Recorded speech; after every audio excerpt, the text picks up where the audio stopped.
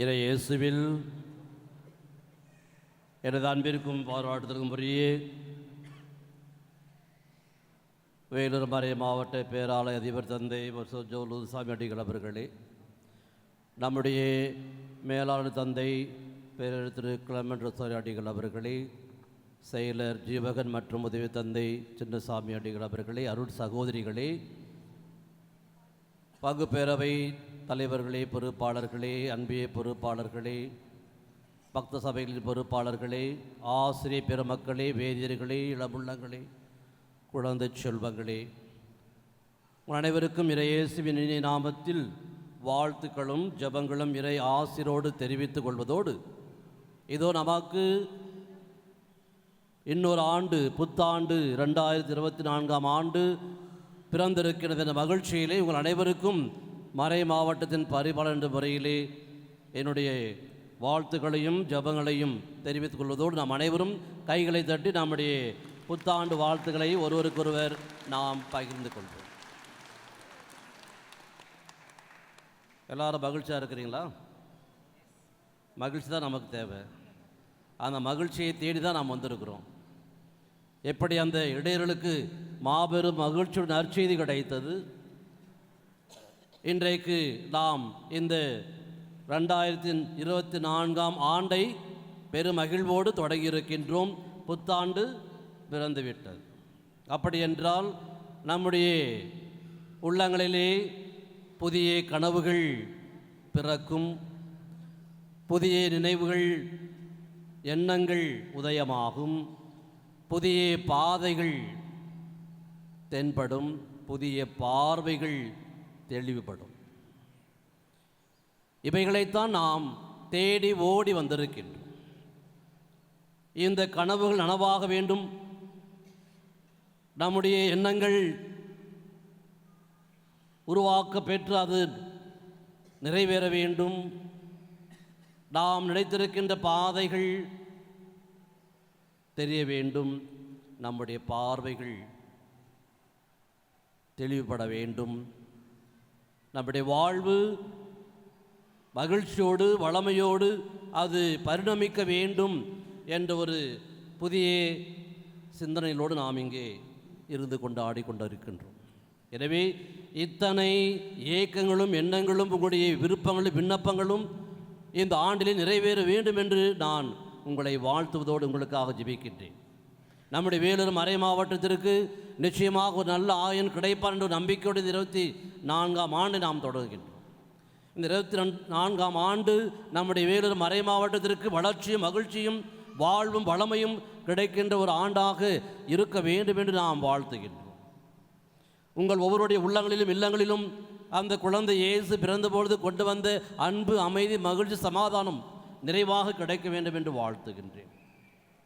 எனவே அன்புக்குரிய சகோதர சகோதரிகளே, இன்றைக்கு திரு அவையானது 3 பெரும் நிகழ்வுகளை விழாக்களாக கொண்டாட நம்மை அழைக்கின்றது.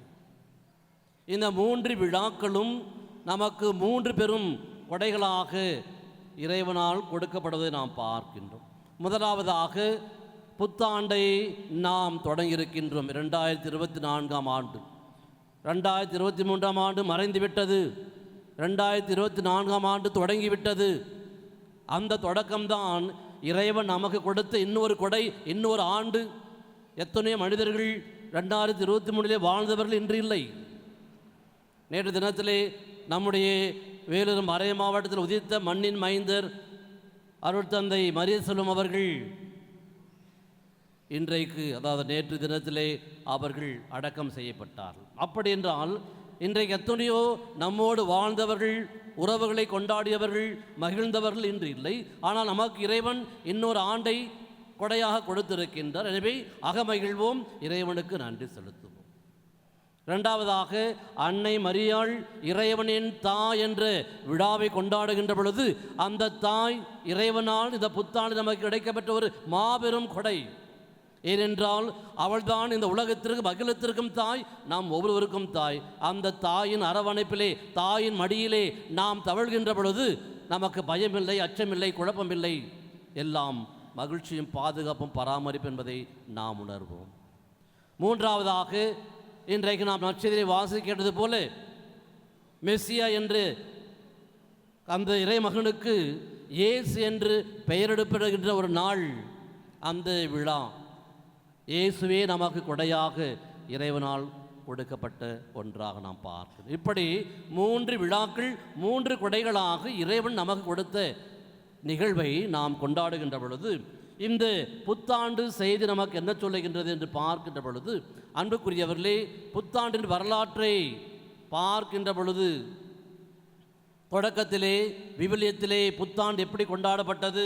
நிசான் மாதத்திலே, அந்த முதல் நிசாம் மாதத்திலே வருகின்ற மாதங்கள் விழாக்கள் கணக்கிடப்பட்டு அதிலே பாஸ்ஓவர், கடப்பு, பாஸ்கா இந்த விழாவைத்தான் ஆண்டின் முதல் விழாவாக முதல் மாதமாக கொண்டாடினார்கள் என்று பார்க்கின்றோம். எபிரேய நாட்குறிப்பின்படி யூத புத்தாண்டு எபிரேய மாதமாக திஸ்ரி என்ற மாதத்திலே முதல் 2 நாட்களாக கொண்டாடப்பட்டது. மனித வரலாற்றிலே பார்க்கின்ற பொழுது நமக்கு கிடைக்கப்பெற்ற மிக பழம்பெருமையான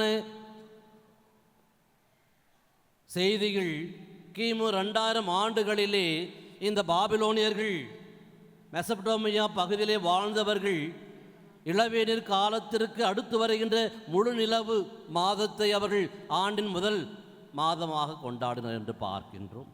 அதே போல அசிரியர்கள் அதே இந்த ஆட்டம், அதாவது இலையுதிர் காலத்திற்கு ஒட்டி வருகின்ற இந்த முழு நிலவு நாளை அவர்கள் ஆண்டின் முதல் மாதமாக கொண்டாடினார் என்று பார்க்கின்றோம்.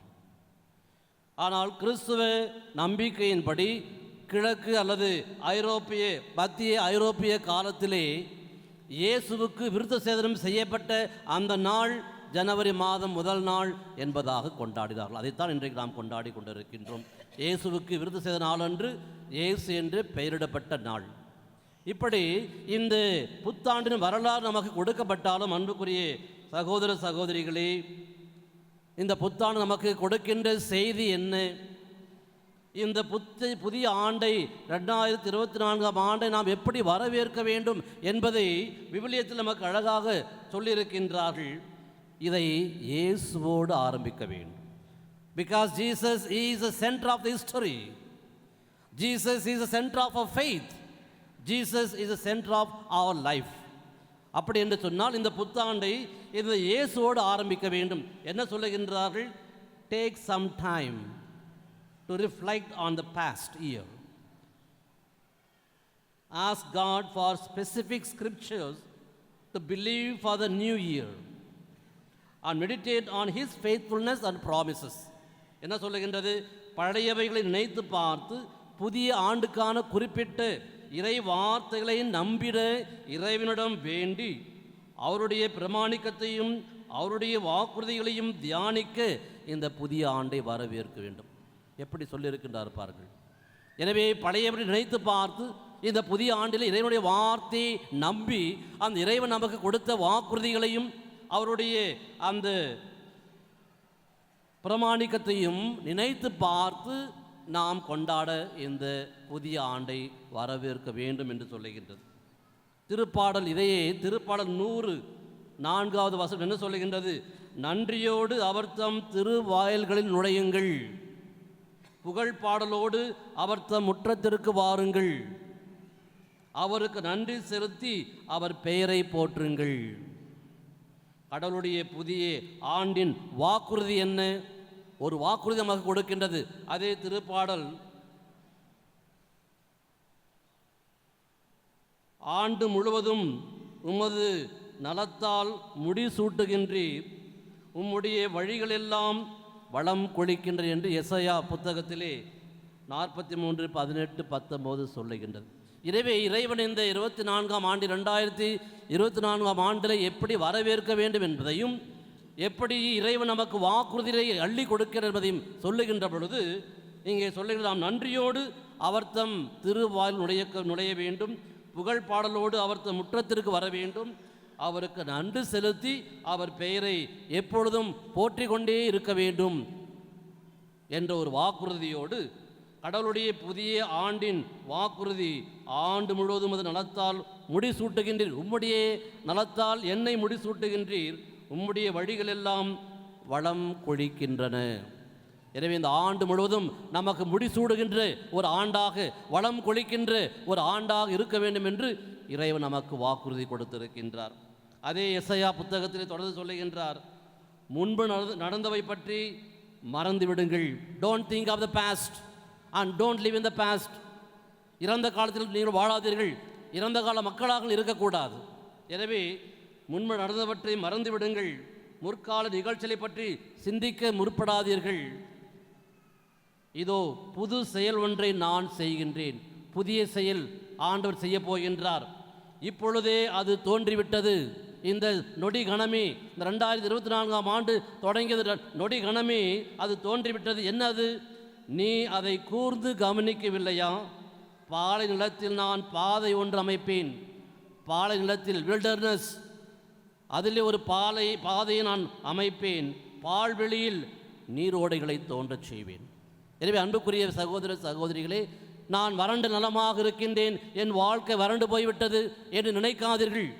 ஆண்டவர் சொல்லுகின்றார், பாலை நிலத்தில் நான் பாதை ஒன்று அமைப்பேன், பால்வெளியில் நீரோடைகளை தோன்றச் செய்வேன். எனவே அன்புக்குரிய சகோதர சகோதரிகளே, இந்த 2024ஆம் ஆண்டிலே கடவுளை நாம் பற்றி கொள்ளும், கடவுளை நாம் நம்புவோம்.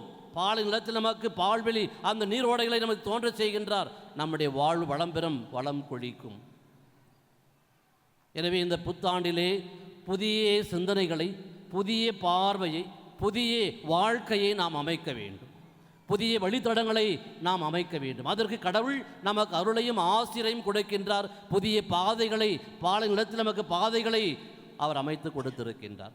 ஒரு முறை ஒரு வீட்டினுடைய வாடகைக்காரர், வீட்டிலே வாடகை இருக்கின்றவர் புத்தாண்டிலே தன்னுடைய வீட்டிலே ஆணி அடித்து கொண்டிருந்தார். இந்த சத்தத்தை கேட்டு வீட்டுக்காரர் ஓடி வந்து விட்டார். என்னப்பா, ஆணியில் அடித்து முடிச்சாச்சு என்று கேட்டார். ஐயோ சாரி, நீங்கள் தான் வீட்டு உரிமையாளர், உங்களை கேட்காமல் நான் ஆடி அடிச்சுட்டேன். நீங்கள் பக்கத்து போஸ்டில் இருக்கிறீங்க, பிற்பாடு சொல்லிக்கொள்ளலாம் என்று நான் இருந்தேன் என்று அவர் ஆதங்கப்பட்டு கொண்டு அவரிடம் மன்னிப்பு கேட்பது போல கேட்கிறார். ஆனால் அவர் என்ன சொல்கிறார், உரிமையாளர் என்ன சொல்கிறார், நான் உன்னிடம் ஒரு உத்தரவை, பெர்மிஷனை கேட்க வேண்டும். இவருக்கு தூக்கி வாரிப்பட்டது. நீங்கள் என்ன என்னிடம் பெர்மிஷன் கேட்க போகிறீங்க? அவர் சொல்கிறார், நீ அடித்த ஆணி என் வீட்டின் சுவற்றை உடைத்து கொண்டு வெளியே அது நீட்டி கொண்டு விட்டது. அந்த ஆணியில் என்னுடைய புதிய ஆண்டின் காலண்டை நான் மாட்ட வேண்டும், அதற்கு நீ உத்தரவு கொடுப்பாய் என்று கேட்டார். அன்புக்குரியவர்களே, இந்த 2 பேருமே எலியும் பூனையுமாக இருந்தவர்கள்.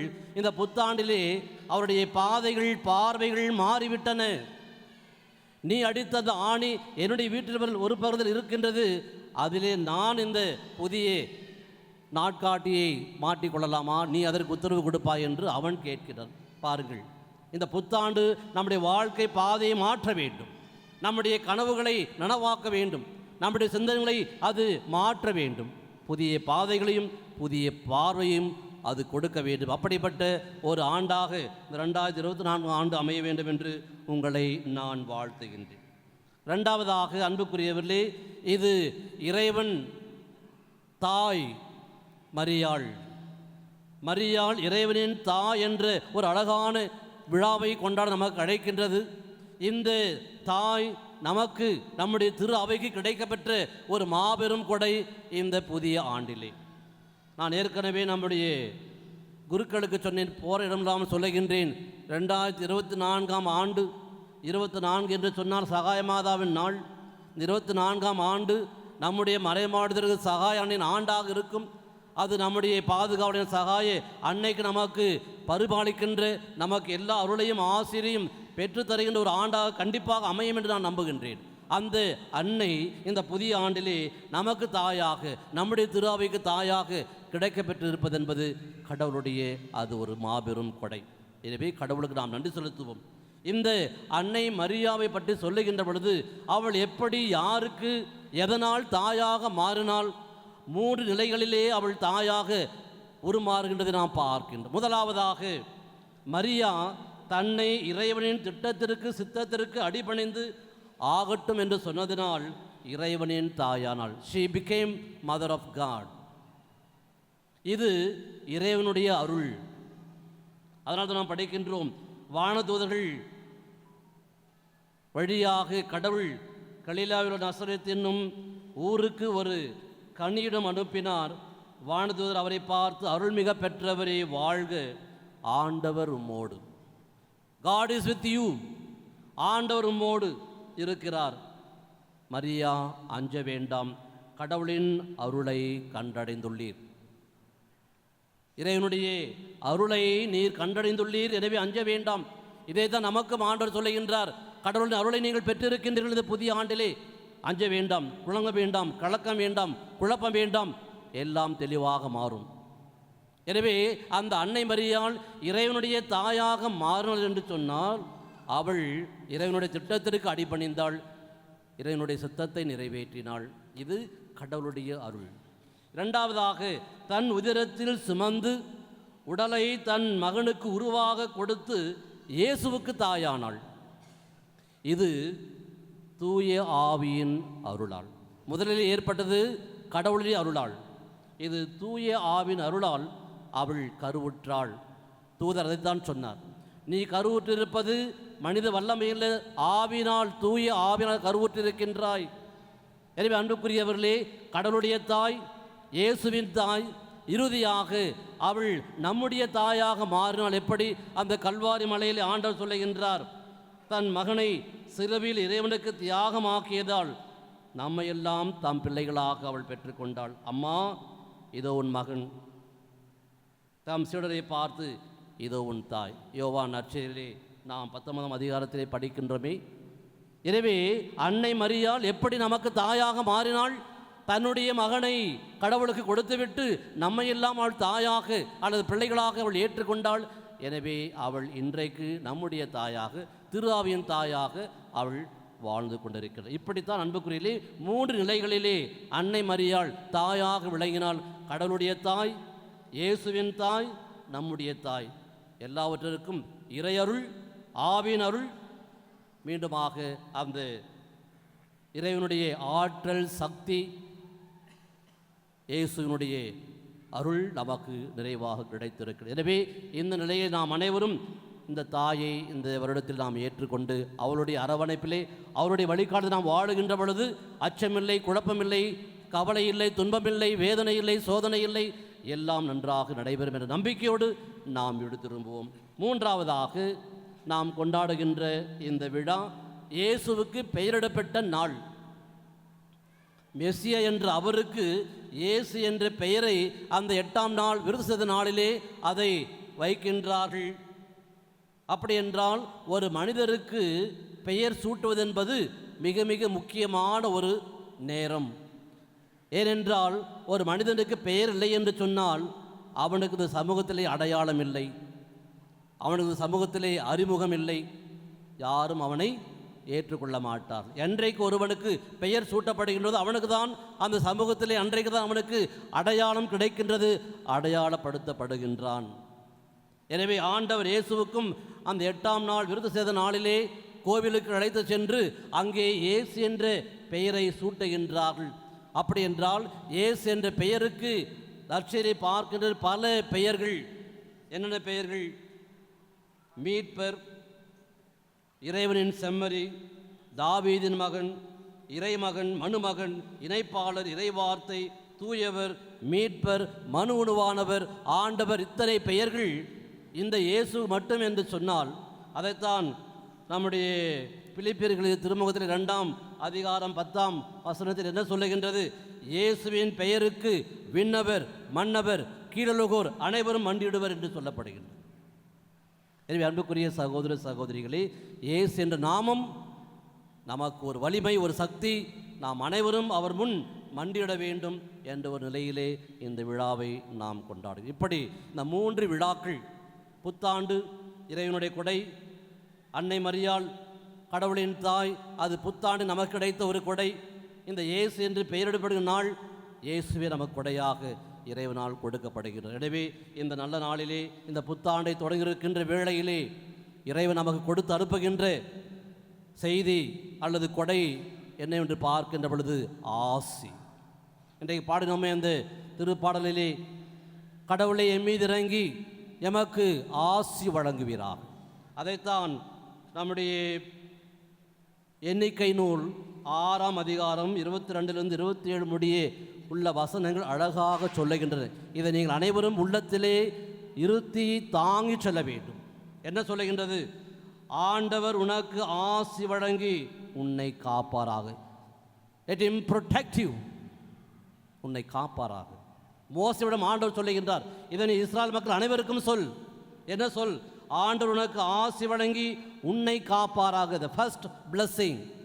ரெண்டாவது, ஆண்டவர் தம் திருமுகத்தை உன்மேல் ஒளிரச் செய்து உன்மீது அருள் பொழிவாராக. Let him bless with gifts. அருள் பொழிவாராக. மூன்றாவது, ஆண்டவர் தம் திருமுகத்தை உன் பக்கம் திருப்பி உனக்கு அமைதி அருள்வராக. Let him give the inner peace that we want.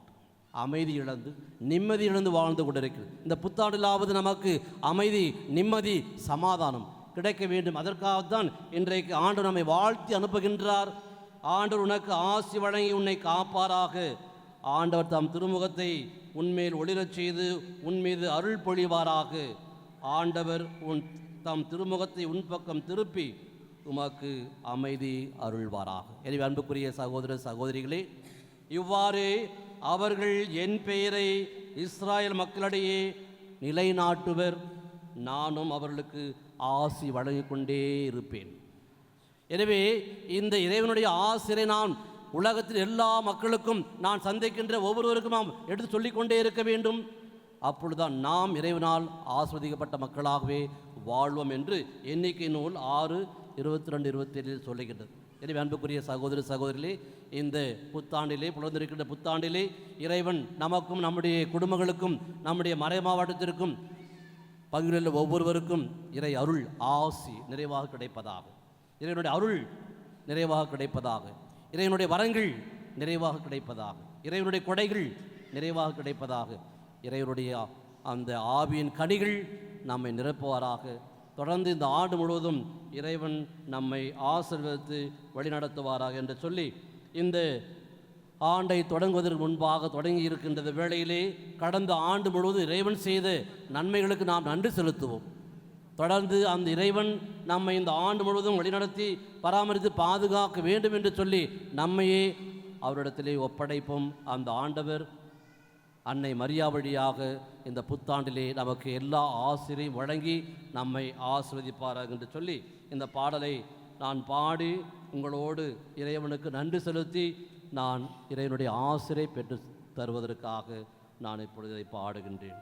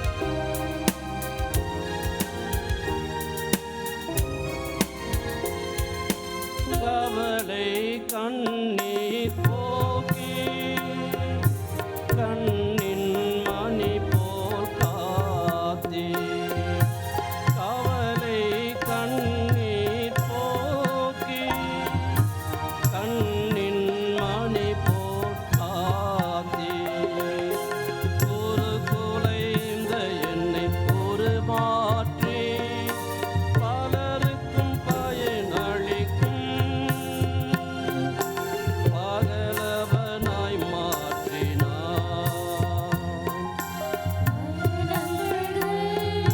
நிறைவேற பாதையாய் நீயாகினாய். பயணங்கள் நிறைவேற பாதையாய் நீயாகினாய்.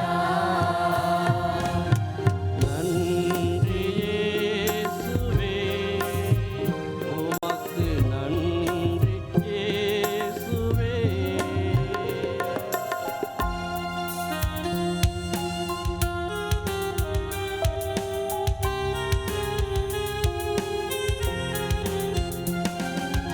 பரந்து விரிந்த உலகில் பணிகள் செய்து வாழ்ந்திடுவேன். பரந்து விரிந்த உலகில் பணிகள் செய்து வாழ்ந்திடுவேன். பதரான என்னை பயனாக்கி ஒரு கோடி ஓசைகளை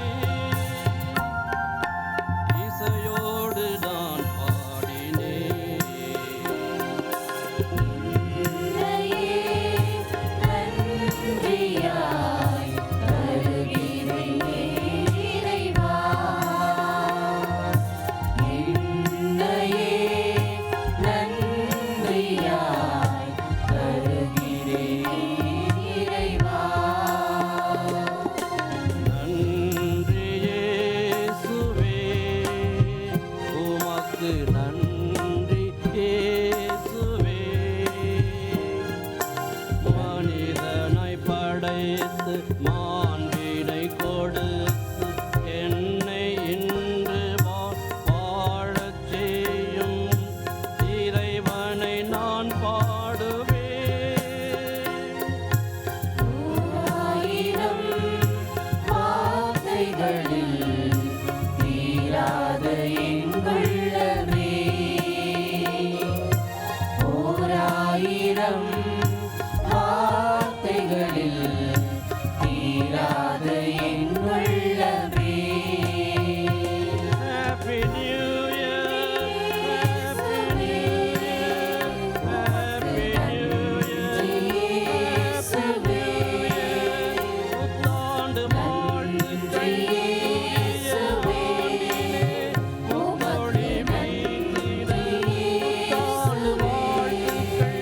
Happy New Year, Happy New Year, Happy New Year, Happy New Year. இறைவனுக்கு நன்றி சொல்லி புத்தாண்டை நாம் தொடங்கி இருக்கின்றோம். புலந்திருக்கிறது புத்தாண்டு நமக்கும் நம்முடைய குடும்பங்களுக்கும் நம்முடைய தனிப்பட்ட ஒவ்வொருவருக்கும் இறை அருளையும் இறை ஆசிரையும் நிறைவாக பெற்றுத் தருவதாக.